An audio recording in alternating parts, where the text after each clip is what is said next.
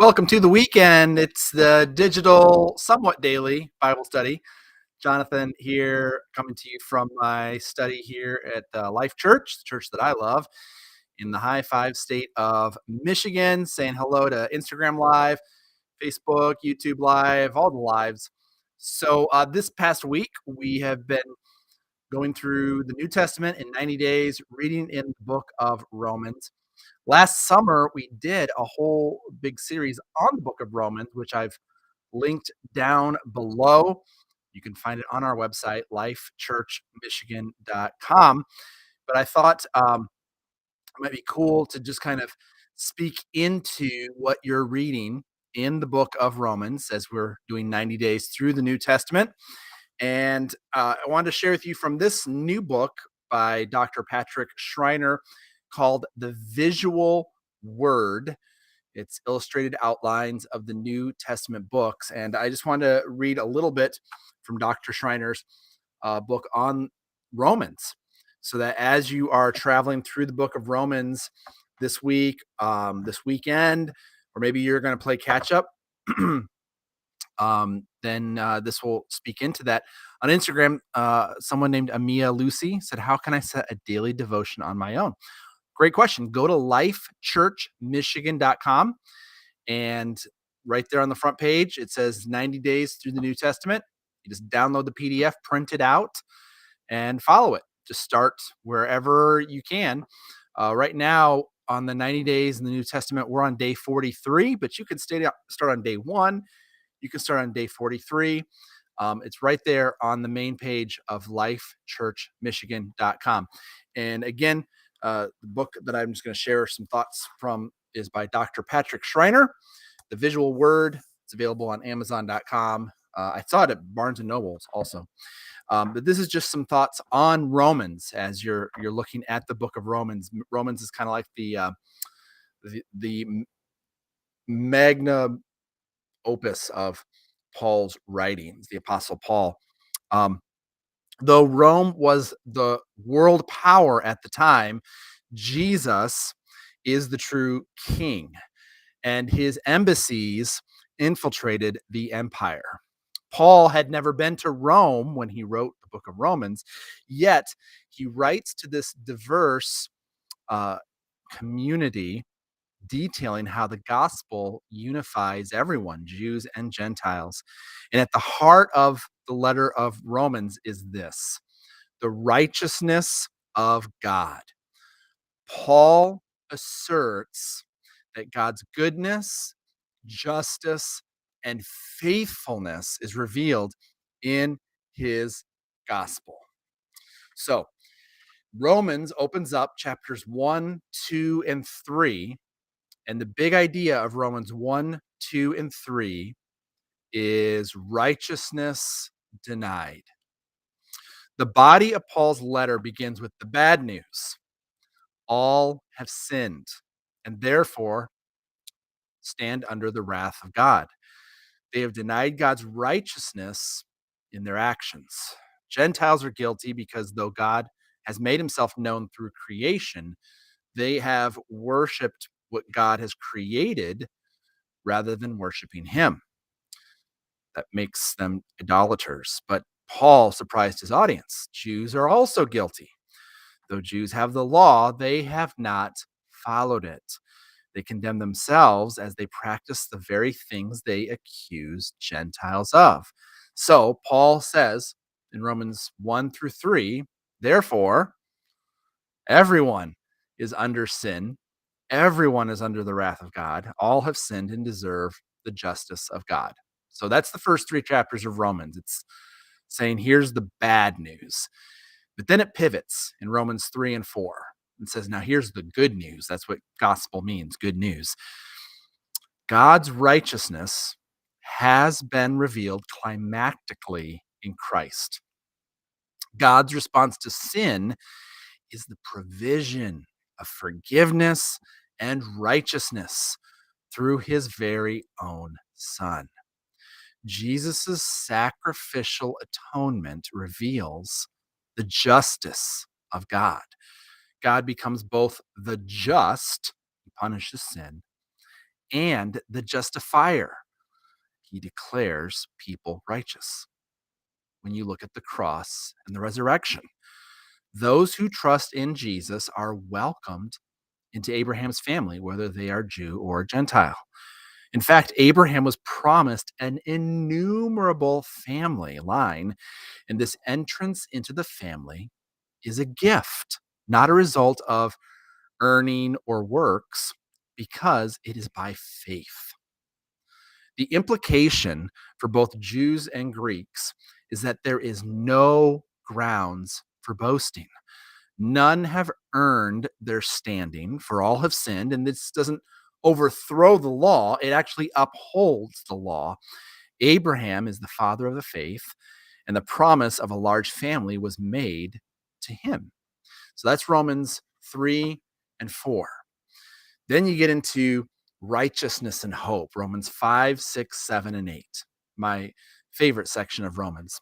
So Romans 5 through 8, Paul turns to the future hope for those of faith, those of Abraham's family, you and me.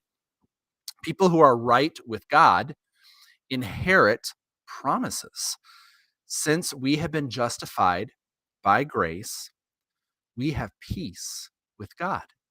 Suffering doesn't mean you're not God's children, but God uses our suffering to mold us into the creatures he wants us to be.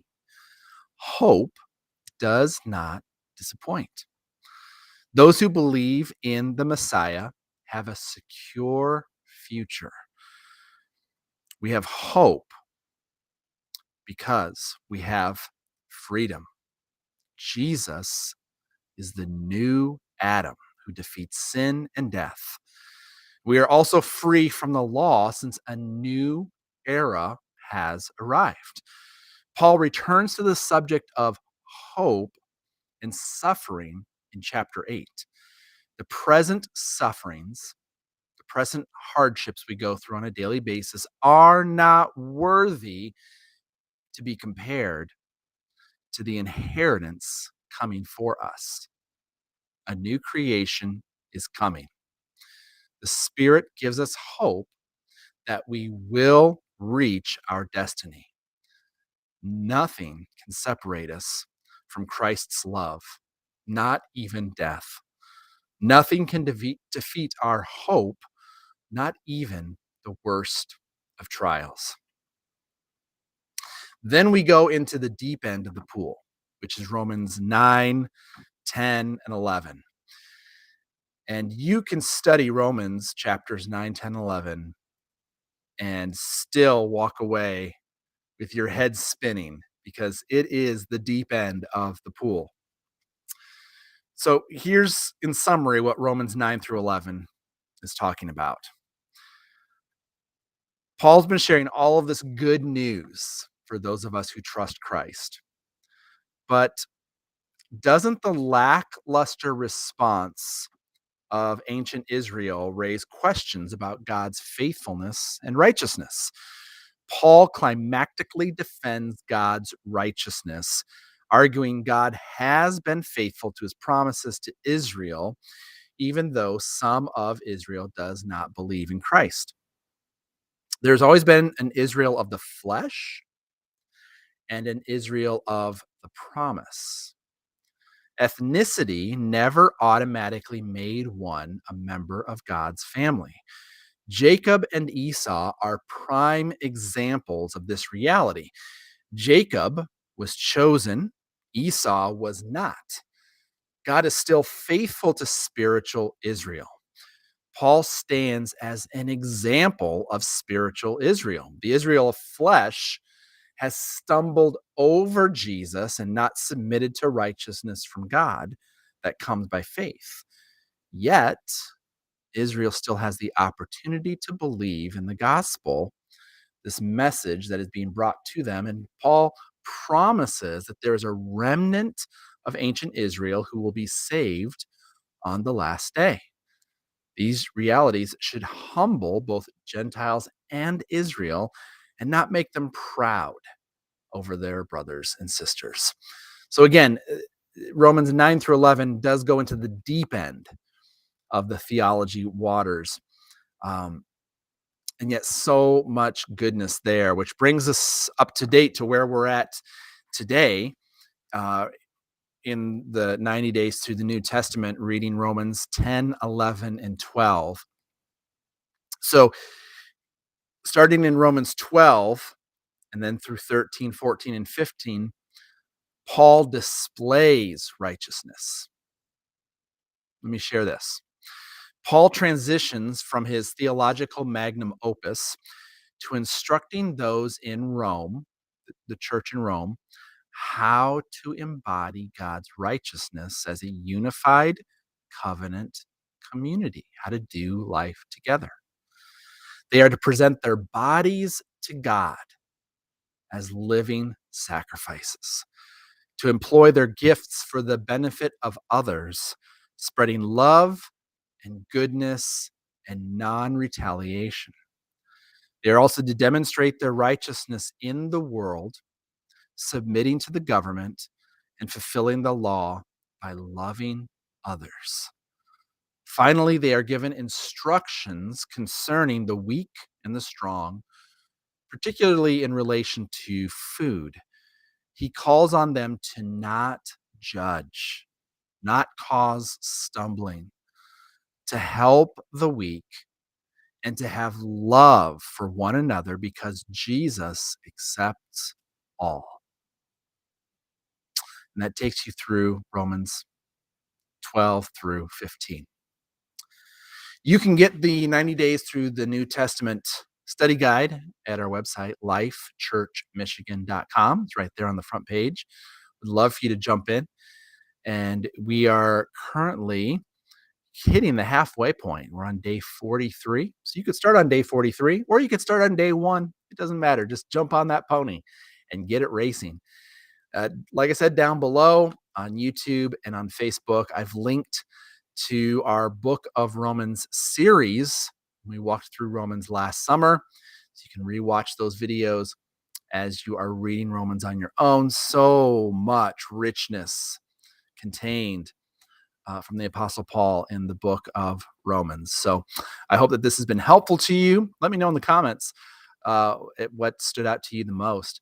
And hey, this Sunday at Life Church, we are continuing our new series, Swipe Right, Regret Proofing Your Future.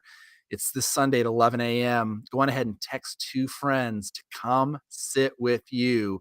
I promise they're going to thank you for the invites. And thank you for joining me. This has been a lot of fun. And I will see you this Sunday, 11 a.m. at the church I love, Life Church. Have a great evening and enjoy your burrito.